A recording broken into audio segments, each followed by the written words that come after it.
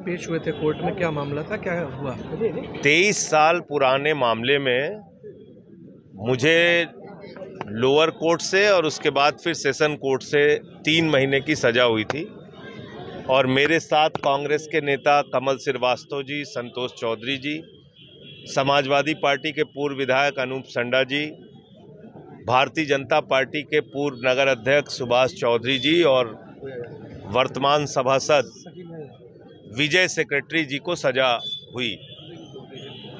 और इस मामले में मैंने हाई कोर्ट में अपील दायर की थी, याचिका की थी। वहां पर वरिष्ठ अधिवक्ता सतीश मिश्रा जी ने बहस की और माननीय उच्च न्यायालय ने मुझे राहत देते हुए सजा पर रोक लगाई, कमल श्रीवास्तव जी की सजा पर रोक लगाई और जमानत लेने का निर्देश दिया लोअर कोर्ट से, ट्रायल कोर्ट से।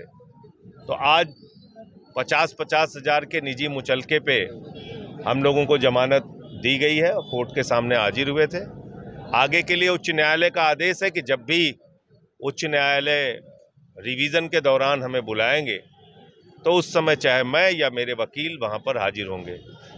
अरविंद सिंह राजा जी और यहाँ पे मदन सिंह जी इस पूरे मामले को देख रहे थे और अब आगे जो भी कार्रवाई होगी उसमें न्याय संगत जो कुछ भी होगा वो हम लोग करेंगे। न्यायालय का जब भी आदेश होगा न्यायालय के सामने हाजिर होंगे। महामारी अधिनियम के तहत तो वो आपको बता दें। सामूहिक विवाह घोटाला में क्या कहेंगे भैया? हम अब सीधे आवते ही सामूहिक विवाह सरकार ने पहले देख ले तो बताई ना। सरकार ने यूपीएस लागू कर दिया है और 4 राज्यों में यूपीएस जो है वो एक धोखा है इस देश के लाखों कर्मचारियों के साथ। यूपीएस ओल्ड पेंशन स्कीम के बिना कर्मचारियों का कोई भला होने वाला नहीं है। ये क्या स्कीम है? आप कर्मचारियों से ही 10% काट रहे हैं और उन्हीं को पेंशन दे रहे हैं। ये कौन सी स्कीम है आपकी? कर्मचारियों का पैसा लेके कर्मचारियों को पेंशन। तो यूपीएस जो है वो पूरी तरीके से फ्रॉड है इस देश के कर्मचारियों के साथ और उनके मन में काफी गुस्सा और रोष है। और दूसरी बात, इस देश के दलितों और ओबीसी के साथ भी ये धोखा है। क्यों है? आपने ओबीसी में उम्र की छूट दे रखी है, 38 साल तक सरकारी नौकरी पा सकते हैं। दलित और आदिवासी में छूट दे रखी है, 40 साल तक वो नौकरी पा सकते हैं। तो 25 साल पेंशन पाने का जो क्राइटेरिया है नौकरी करने का, इससे ओबीसी भी वंचित हो जाएगा और दलित भी वंचित हो जाएगा और आदिवासी भी। क्योंकि 36 साल में जो नौकरी करेगा तो 24 साल ही नौकरी कर पाएगा, 38 साल में जो नौकरी करेगा वो 22 साल ही नौकरी कर पाएगा, 40 साल में जो नौकरी करेगा वो 20 साल ही नौकरी कर पाएगा। तो दलितों, पिछड़ों और आदिवासियों को पेंशन मिलेगी नहीं, जबकि 24-24 साल तक उनका पेंशन के नाम पे पैसा हर महीने 10% कटेगा। देश के अर्धसैनिक बलों के साथ धोखा है, जो 20 साल के बाद रिटायर हो जाते हैं, पैरामिलिट्री फोर्सेस के लोग, उनको पेंशन कहाँ मिलेगी? तो कुल मिला के यूपीएस से काम चलने वाला नहीं है। ओपीएस की बहाली होनी चाहिए। पहले जीपीएफ कटता था कर्मचारियों का, 1 रुपए ब्याज नहीं लगता था। बेटी की शादी में पैसा निकाल लेते थे, कभी जमीन का टुकड़ा खरीदना हो पैसा निकाल लेते थे लोग। आपने कर्मचारी का पैसा काट के कर्मचारी को पेंशन दे रहे हैं। ये कौन सी योजना है आपकी? तो इसलिए ये एक फ्रॉड है और 4 राज्यों के चुनाव को देखते हुए ये एक चुनावी जुमला बीजेपी सरकार लेके आई है।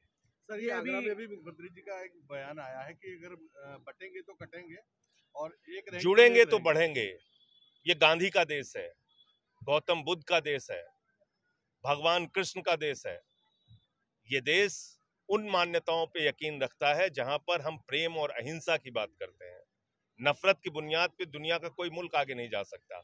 नफरत की बुनियाद पे पाकिस्तान बन सकता है, अफगानिस्तान बन सकता है, जर्मनी बन सकता है नफरत की बुनियाद पे। यूरोप के वो तमाम देश जिन्होंने विश्व युद्ध में हिस्सा लेके मारकाट किया, हमारी ये संस्कृति नहीं है। हमने हमेशा अहिंसा में यकीन रखा। दुनिया के किसी देश का राष्ट्राध्यक्ष आता है तो बापू की समाधि पे सर झुकाता है। हमारे देश के प्रधानमंत्री जाते हैं तो दुनिया के किसी भी मुल्क में बापू की प्रतिमा के सामने सर झुकाते हैं।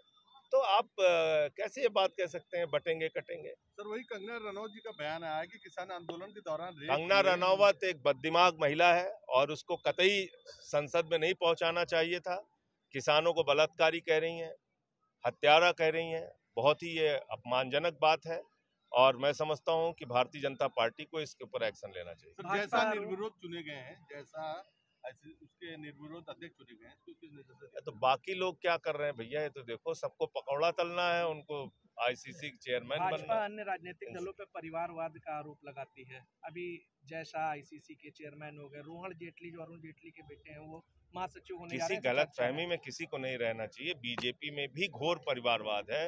अगर आप उठा के देखेंगे अलग अलग राज्यों में इनके नेताओं की हालत, राष्ट्रीय स्तर पे इनके नेताओं की हालत, घोर परिवारवाद है। वकील साहब के पास आज वाले